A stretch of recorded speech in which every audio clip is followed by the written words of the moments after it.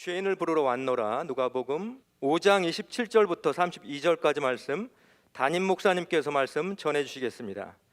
같이 천천히 읽도록 하겠습니다. 시작. 그 후에 예수께서 나아가사 레위라 하는 세리가 세관에 앉아 있는 것을 보시고 나를 따르라 하시니 그가 모든 것을 버리고 일어나 따르니라. 레위가 예수를 위하여 자기 집에서 큰 잔치를 하니 세리와 다른 사람이 많이 함께 앉아 있는지라.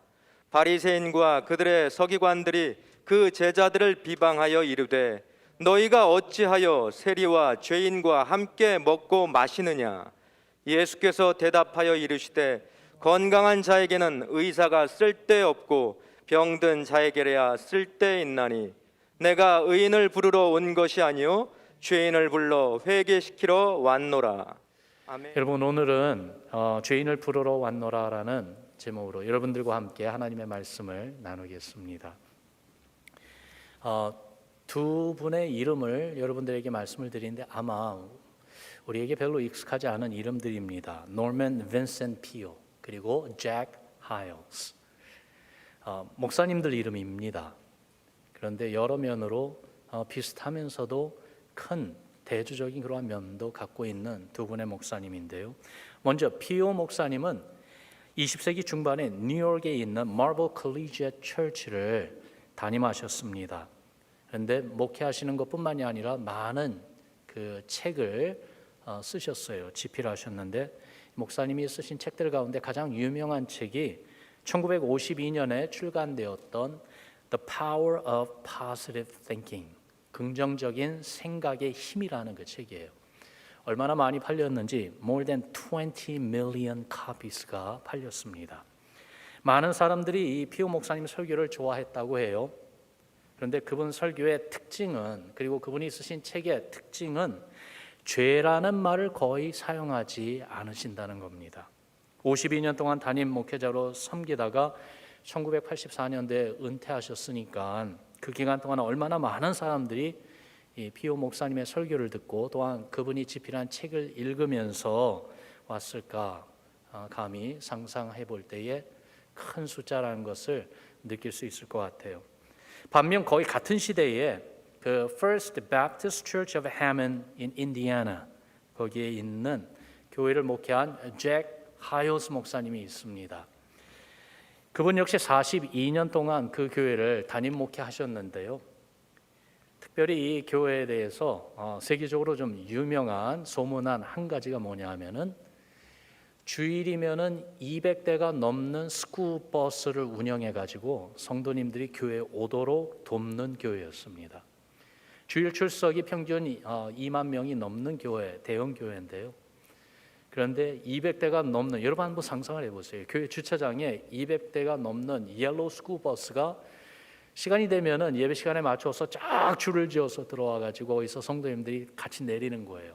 그래서 매 주일마다 약 10,000명 아니면 10,000명 이상 되는 성도들이 이 스쿨버스를 타고 교회에 와서 예배드리고 또 성경 공부를 강조하는 교회였기 때문에 그 주일학교 썬데이 스쿨가 어린 자녀들만이 아니라 작년 그 썬데이 스쿨까지 참여하는 분들의 숫자가 상당히 컸다고 합니다. 그런데 이 교회에 담임하셨던 이 잭 하일스 목사님이 피오 목사님하고 대조적인 면이 어떤 면이 있느냐 하면은 그 하일 목사님은 인간의 죄를 지적하면서 그 죄를 용서받을 수 있는 길, 복음을 선포하는 설교자였다고 합니다. 여러분, 어느 분이 주님의 마음에 더욱더 가까웠을까요? 저는요, 잭 하일스 목사님이 그분의 사역이 주님이 기뻐하시는 사역이었다, 그런 생각이 더 갑니다. 말씀을 대하는 우리 모두, 저를 포함해서 여러분, 우리는 어떤 마음을 선호할까요? 강단에서 매 주일마다 예배 드릴 때 듣게 될 하나님의 말씀이요, 그 말씀이 나의 부족한 점, 나의 문제들, 내 안에 있는 죄의 심각성, 그래서 참된 회개를 촉구하는 말씀들을 계속 듣고 또 듣고 계속 그런 말씀만 듣는다면 아마 좀 불편하지 않을까요? 오히려 위로와 치유와 성공과 그리고 풍요로움, 축복 등 긍정적인 주제들을 선호하고 듣고 싶어하는 우리가 아닐까요? 그러나 여러분 생각해 보면 우리 예수님께서 말씀의 사역을 하실 때 처음부터 주님은 당신이 전하는 그 말씀의 주제를 분명히 하셨다는 사실을 우리가 기억해야 되겠어요.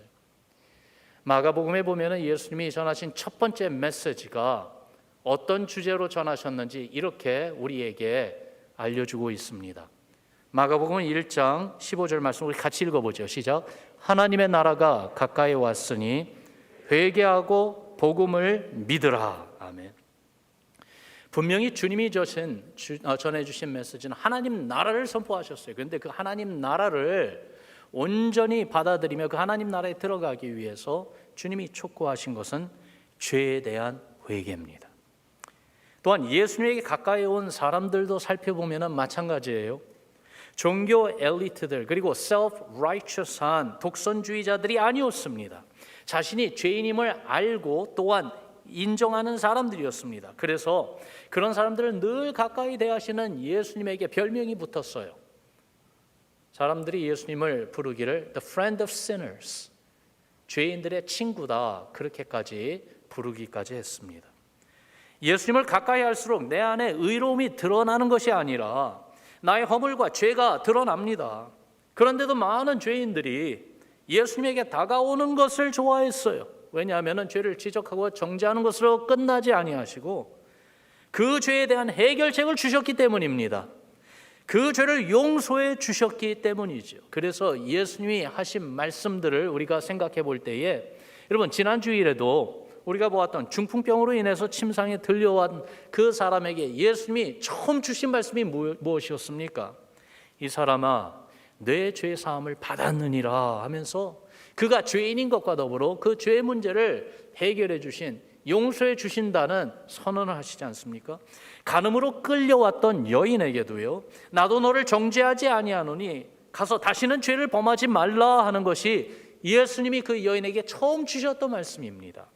또한 오늘 우리가 읽는 이 본문에도 보니까 주님과 함께 있는 그 세리와 그리고 또한 죄인들을 대변해서 말씀해 주시기를 내가 의인을 부르러 온 것이 아니라 죄인을 불러 회개시키려 왔노라라고 말씀하고 있어요. 이런 주님의 말씀들은 정말 죄인들이 듣고 싶은 말씀들 아니겠습니까? 내가 너를 용서한다. 죄의 멍에를 내가 벗겨주겠다. 더 이상 너는 부끄러운 죄인이 아니다. 하나님의 심판을 피하지 못할 죄인이 아니다. 이제는 죄인으로 살지 말고 하나님 앞에서 살아라. 하나님 앞에서 의인으로 살아라. 이것이 바로 죄 문제로 괴로워하는 분에게는 good news, 기쁜 소식이고 또한 복음인 줄로 믿습니다. 그런데요, 예수님께서 이렇게 복음을 전해주신 것뿐만이 아니라 예수님 그분이 복음이 되어주셨어요. 예수님이 나에게 정말로 good news, the gospel, 복음이 되는 순간은 어느 순간인가 생각해 볼 때 여러분 나의 죄를 인정할 때 그 순간부터입니다. 따라합시다. 나의 죄.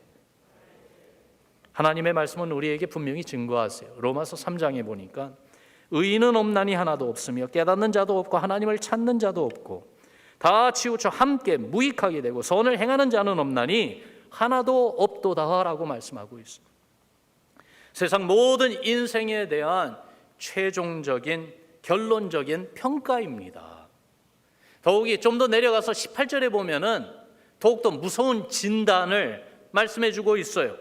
그들의 눈앞에 하나님을 두려움이 없느니라. 여러분 정말로 무서운 진단입니다. 하나님을 두려워하지 않는다. 여기부터 죄가 시작된 것이고 바로 하나님을 두려워하지 않는 그 현장이 죄의 절정을 이루는 곳 아니겠습니까? 이게 바로 세상의 모습이죠. 하나님에 대해 알려고 하지도 않고 하나님을 찾지도 않고 하나님을 무시하고 하나님을 비웃고 하나님을 두려워하는 모습이 전혀 없는 세상. 그러한 세상에 죄가 범람하는 것은 당연하다고 봅니다. 그런데 이런 세상에만 죄가 있는 것이 아니라 여러분 교회 안에도 우리 안에도 심각한 죄의 문제가 있습니다. 여러 가지 우리의 허물과 부족함과 또한 우리의 그 죄악된 모습들 여러 가지가 있겠지만 특별히 위선이라는 죄 말입니다. 하나님 앞에 예배드리기 위해 나온 한 사람을 한번 생각해 봅시다. 그 사람 안에 진심과 바른 믿음이 없으면서 겉으로는 사람들의 눈길을 의식하여 예배하는 척, 거룩한 척 한다면은 그것이 우리 하나님 앞에 얼마나 가증한 모습이 되겠습니까? 예수님이 바리새인들을 향해 정말 강하게 질책하시고 책망하시기를 너희는 회칠한 무덤과 같다라고 말씀하신 그 이유가 바로 이 외식 때문에, 이 위선 때문 아니겠습니까? 두려운 것은요, 이러한 주님의 음성이 오늘날 우리에게 들려질까 두렵습니다. 여러분, 내가 죄인이라는 것을 알아야 돼.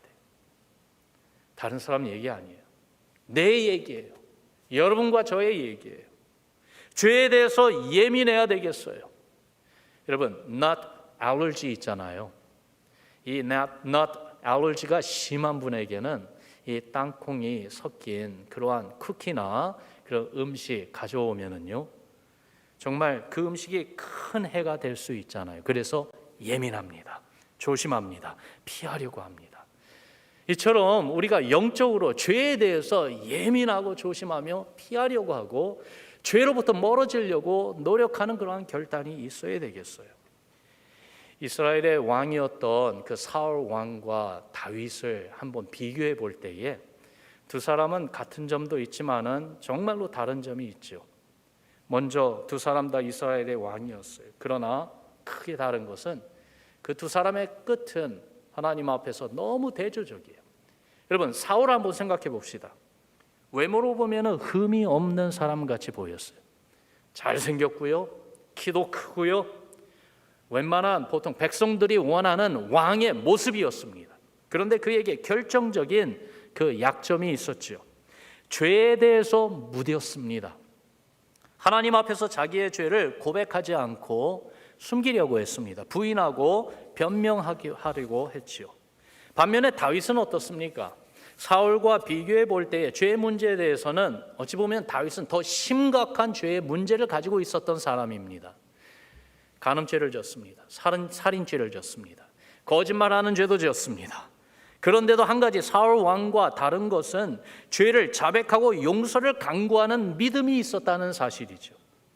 죄를 미워하고 죄에서 떠나고 싶어하는 마음이 뚜렷했습니다.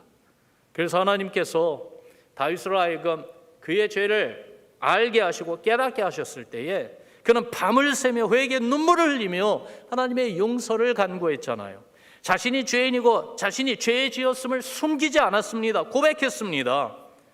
시편에 보면은 그의 이 회개의 기도가 기록되어 있어요. 그 중에 하나 시편 51편 11절과 12절에 보니까 다윗이 하나님 앞에 어떻게 호소하고 있는지 여러분 들어보세요. 나를 주 앞에서 쫓아내지 마시며 주의 성령을 내게서 거두지 마소서. 주의 구원의 즐거움을 내게 회복시켜 주시고 자원하는 심령을 주사 나를 붙드소서. 특별히 맨 마지막 부분에 주여 나를 좀 붙들어 주세요. 내 의지, 내 힘으로는 못합니다. 주님이 나를 붙들어 주세요. 호소하고 있는 것을 우리가 느낄 수가 있어요. 하나님은 죄를 고백하고 회개하며 하나님의 긍휼과 용서를 간구하는 다윗에게 큰 은혜를 베푸세요. 그에게 복을 주세요. 다윗의 후손들로 하여금 복을 받게 하세요. 온 인류를 구원할 예수 그리스도 메시아 구원자가 다윗의 라인에서 오시도록 그렇게 엄청난 축복을 주신 것을 우리가 압니다. 사울 왕의 회피와 위선, 거짓은 무섭게 보응하셨지만은 다윗의 회개는 하나님께서 풍성하게 긍휼과 사랑으로 보답해 주셨습니다. 여러분, 우리는 다 죄인입니다. 날 때부터 원죄, 죄의 본능을 가지고 그래 태어난 죄인들입니다. 하나님을 모르고 하나님에 대해 깨닫는 것도 없고 더욱더 무섭게는 내 눈앞에 계신 하나님을 무시하며 내 멋대로 살았던 죄인입니다. 이 사실을 인정하는 것이 은혜인 줄로 압니다. 아무리 죄를 멀리하고 살려고 노력해도 여러분, 죄에 빠지는 것은 한순간이에요. 내 마음 자세, 내 생각, 심지어 하나님께 예배드리는 지금 이 순간에도 죄를 지을 수 있는 것이 우리들 아닙니까? 그걸 알아야 돼. 그때 주님 앞에 고백할 수 있어요. 주여, 나를 불쌍히 여겨 주옵소서. 나의 죄를 용서하여 주옵소서 하며 주님 앞에 겸손히 정직하게 하나님의 긍휼과 자비를 바라며 그리스도의 십자가 은혜를 붙들게 되는 줄로 압니다. 여러분, 요한일서 1장에 보니까 교회를 향해서 구원받은 성도들을 향하여 이렇게 말씀해 주고 계세요. 같이 읽습니다. 시작. 만일 우리가 죄가 없다고 말하면 스스로 속이고 또 진리가 우리 속에 있지 아니할 것이요 만일 우리가 우리 죄를 자백하면 그는 미쁘시고 의로우사 우리 죄를 사하시며 우리를 모든 불의에서 깨끗하게 하실 것이요. 아멘. 이게 복음이에요. 여러분, 이게 복음이에요. 우리에게 죄의 있음을 알게 하시고 그 죄의 문제를 해결해 주시고자 오신 예수님이 우리에게는 good news, 복음인 줄로 압니다. 그 예수님을 만나기 위해서 먼저 내 안에 죄가 있다는 것을 인정해야지만이 됩니다. 나는 구원받은 죄인이라는 그 사실을 인정해야지만이 됩니다. 그럴 때에 예수님의 음성이 들리는 거예요. 어떤 음성이요? 예수님이 나에게 personally 복음이 되는 순간에 들려주시는 그 음성은 나를 부르시는 주님의 음성인 것이. 여러분 따라합시다. 예수의 부름. 레이라 하는 세리, 오늘 본문에서 이 한 사람을 만나는데 우리는 그를 다른 이름으로 더 잘 압니다. 마태, 바로 그 사람입니다. 예수님의 12 제자 중에 한 사람이었고 신약 성경의 첫 번째 마태복음을 기록한 저자이지요. 그는 죄인이었습니다. 보통 죄인도 아니고 세리였습니다. 무슨 말이냐 하면은 정복자 로마의 앞잡이 노릇을 하는 텍스 컬렉터 세리였던 것입니다. 세상 권세를 이용해서 자기 욕심을 챙기는 자, 동족의 눈물이나 고통은 아무 의미가 없었어요. 자기의 부를 쌓을 수 있는 기회였을 뿐이에요. 그래서 거짓과 협박 그리고 무력과 강탈로 자기 동족의 재산을 빼앗아 자기 것으로 삼았던 그러한 세리입니다. 그래서 그 당시에 세리는 죄인의 대명사였던 거예요. 그런데 그에게 예수님이 오셨어요. 예수님이 그를 보셨어요. 그리고 그를 부르셨어요. 나를 따르라. 여러분, 마태가 예수님에 대해 몰랐던 것이 아닙니다. 예수님의 소문을 분명히 들었어요. 예수님이 전하시는 메시지를 그는 들어서 알고 있었어요. 가난한 자에게 복음을 전하시고 포로된 자에게 자유를 주시며 눈먼 자에게 다시 보게 해주시고 눌린 자를 자유하게 해주시는 주의 은혜의 해를 전하는 예수님인 것을 그는 이미 다른 사람들의 이야기를 들어서 알고 있었습니다. 무슨 말이냐 하면은 이사야서에서 예언하고 있는 메시아, 바로 그분이라는 것을 알고 있었던 것이지요. 그러나 마태 자신이 보는 자기의 모습은 하나님에게로부터 너무 멀리 떠나 있었어요. 너무 멀리 떨어져 있었어요. 그래서 감히 나 같은 자가 하나님의 긍휼을 구할 수 있을까 자신이 없었던 거예요. 스스로 예수님을 찾아 나오지 못하는 마태, 그런 그에게 예수님이 다가오신 거예요. 그리고 그를 불러주셨어요. 나를 따르라. 그를 초청해 주신 것입니다. 예수님의 제자 삼으시겠다는 말씀이에요. 있을 수 없는 일이 지금 벌어졌어요. 어떻게 예수님이 나 같은 사람도 받아주실 수 있다는 말인가? 이 초청에 마태가 응답합니다. 28절을 보니까 그가 모든 것을 버리고 일어나 따르니라 그랬어요. 주저하지 않았습니다. 부자 청년처럼 예수님 따라가고 싶지만 가진 것이 많아 망설이다가 돌아서는 그런 모습이 아니에요. 모든 것을 버리고 일어나 예수님을 따랐습니다. 마태가 보여준 이 surrender, 버림은 다른 제자들보다 더 큰 것이었어요.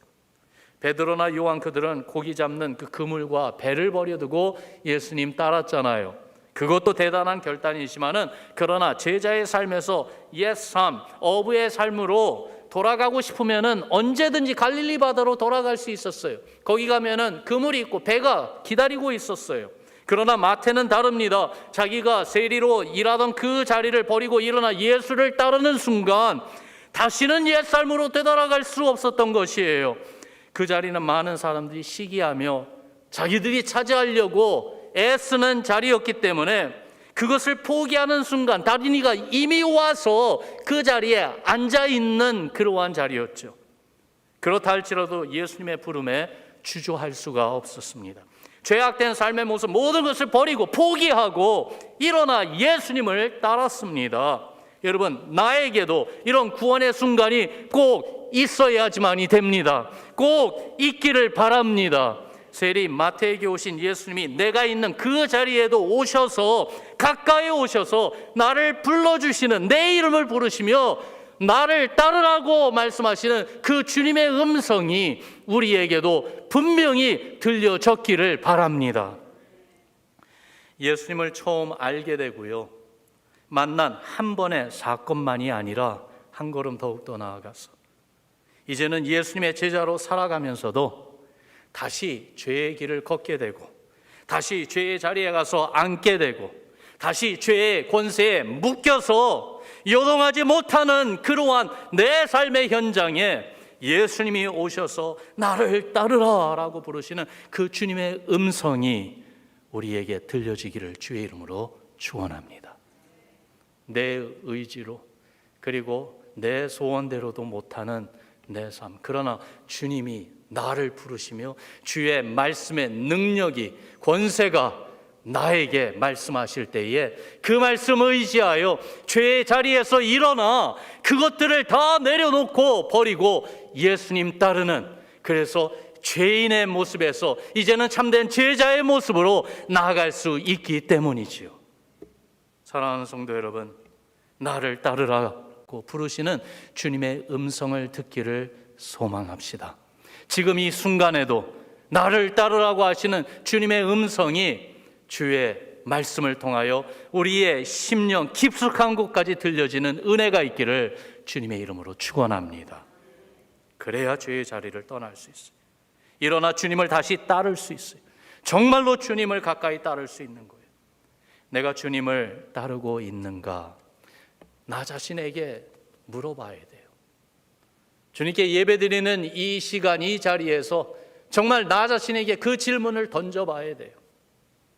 그때 주께서 나를 따르라 라고 말씀하시는 그 말씀이, 그 음성이 우리 마음에 울려지지 않을까요? 이렇게 나를 부르시는 주의 음성, 주의 말씀이 들릴 때에 예수님이 정말로 나에게 기쁜 소식, 복음이라는 확신이 깊어지는 거예요. 그리고 그때에 일어나 주를 따르기 시작할 때 구원의 은혜를 체험하게 됩니다. 여러분 따라합시다. 구원의 은혜. 한 번 더요. 구원의 은혜. 레위라 하는 이 세리 마태가 예수님 따르기 시작하며 처음 한 것을 보세요. 뭘 제일 먼저 했습니까? 예수님을 자기 집으로 모셨습니다. 예수님을 위해 잔치를 베풀었습니다. 자기 친구들을 많이 불렀습니다. 초청했어요. 모인 사람들을 보니까 다 마태 수준이에요. 다 세리들이고 또한 죄인들이에요. 바리새인들, 서기관들이 상존하지 않는 사람들이 예수님 주위를 완전히 둘러쌌습니다. 그 바람에 인기를 얻는 랍비 예수에게 다가가려고 했지만 밀려난 사람들이 있어요. 예수님이 가까이 가지 못하는 사람들이 생겨버렸어요. 죄인들에게 밀려나 버렸어요. 누구요?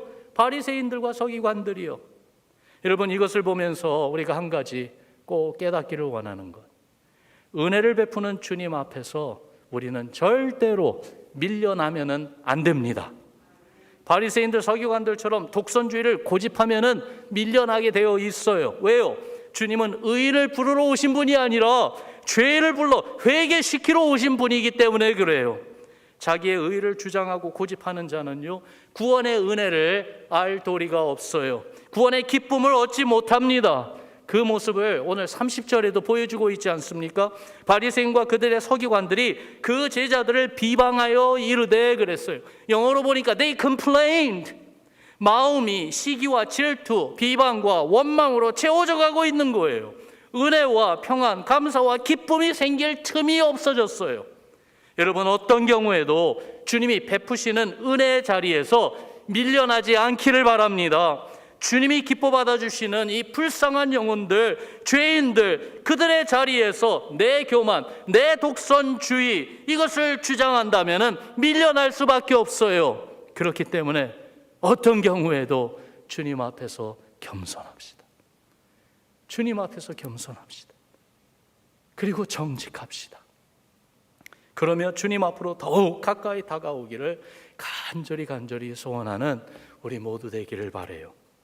여러분, 세리마태가 이렇게 구원의 기쁨을 얻었을 때에 또 하나 놀라운 것은 이 기쁨은 exponentially grew, 정말 폭발적으로 더욱더 커져갔다는 사실이에요. 세리마태의 삶이 잔치로 변해버렸어요. 예수님을 따르는, 예수님을 모신 삶으로 변했을 때에 그에게는요, 예수님을 만나야 할 사람들, 예수님이 필요한 사람들, 자기처럼 구원받아야 할 사람들을 예수님에게 초청하고 싶은 간절함이 생겼어요. 그래서 예수님께 가까이 다가올 수 있도록 자리를 마련해 주었어요. 그의 집을 열었습니다. 잔치를 베풀었습니다. 그리고 많은 죄인들, 자기와 같은 사람들을 초청해서 예수님에게 올 수 있는 그 길을 열어주었습니다. 아니, 이 잔치는 그 세리들과 죄인들을 위한 잔치이기 전에 먼저 예수님을 위한 잔치였죠. 죄인을 불러 회개시키러 오신 주님을 위해서 죄인들을 많이 데리고 온 것입니다. 거기에 기쁨이 있었어요. 거기에 웃음이 넘쳐 흘렀어요. 거기에 감격이 깊었습니다. 마태의 집에 벌려진 그 잔치를 한번 그려봅시다. 누가 주인공입니까? 그 집 주인입니까? 아니죠. 예수님이 주인공이에요. 거기에 웃음이 있어요. 기쁨이 넘칩니다. 여러분, 이 모습이 우리의 삶에도 있기를 주의 이름으로 축원합니다. 바로 이 모습이 우리 교회 모습 되기를 간절히 소망합니다. 예수님이 주인공이 되신 우리 뉴비전 교회의 잔치, 바로 지금과 같은 이 예배의 자리이고, 주님을 모신 우리 성도님들이 목장으로, 성도님들이 서로 함께 나누는 그 교제의 그 자리, 바로 거기가 예수님을 모신 잔치의 자리가 되기를 바랍니다. 세리마태가 자기 집을 열어서 주님을 위해 섬기는 기쁨의 자리를 삼은 것처럼, 우리도 우리 각자의 마음을 활짝 열고 손을 열고 우리의 삶을 열어서 주님을 섬기는 기쁨의 자리를 마련해 보지 않겠습니까? 다음 주일이 우리 교회 창립 기념주일입니다. 41년 전에 주님이 구원의 잔치를 펴시겠다고 세워주신 우리 뉴비전 교회가 이제 41주년을 맞는 창립 기념주일, 저희들이 이제 일주일 남겨두고 있어요. 저의 바람은 정말로 기쁨이 넘치고 웃음이 넘치고, 정말로 하나님의 주시는 감격과 감동이 넘치는 예수님이 주인공으로 우리와 함께 하심이 너무나도 분명히 나타나는 그러한 잔치 자리가 되기를 간절히 소원합니다.